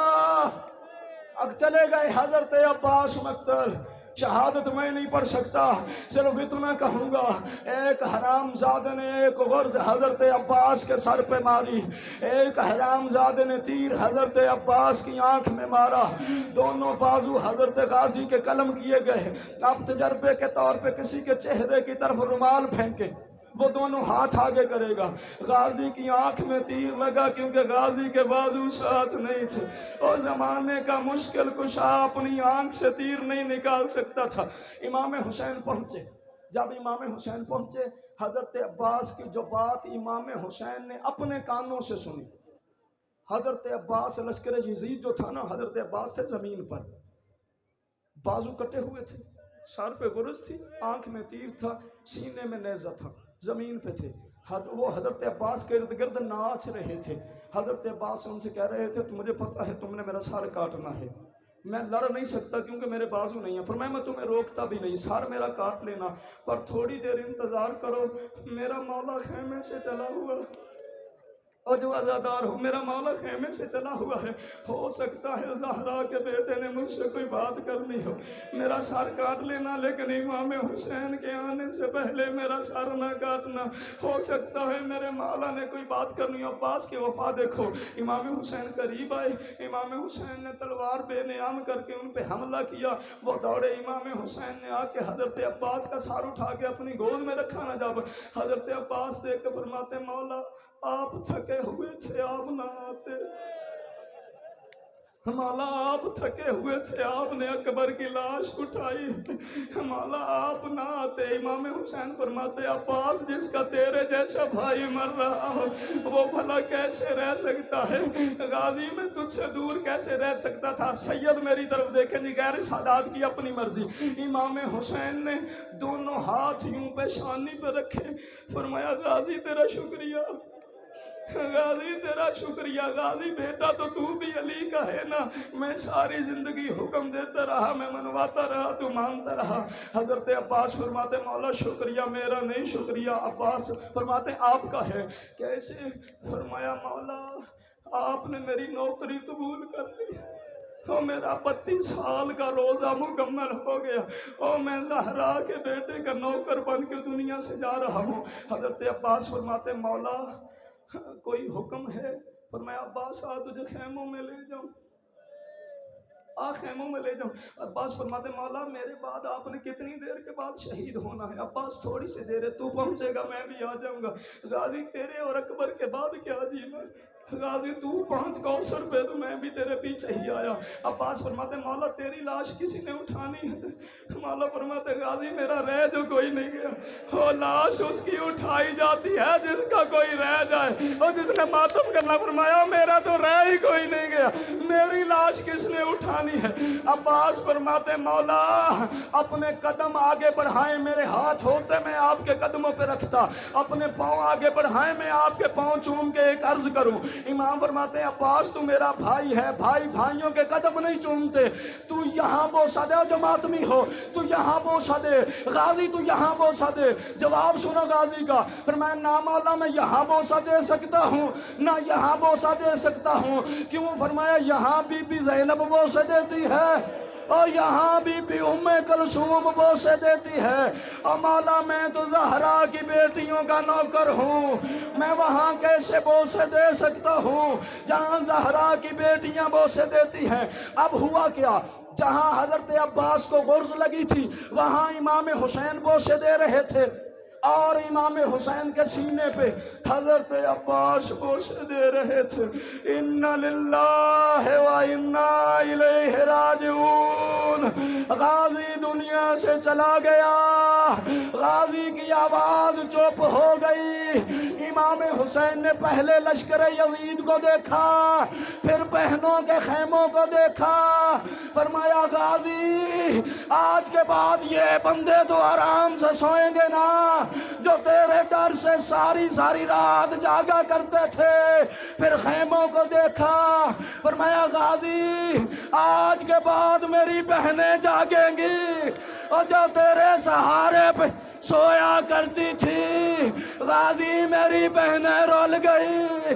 ماتم عباس.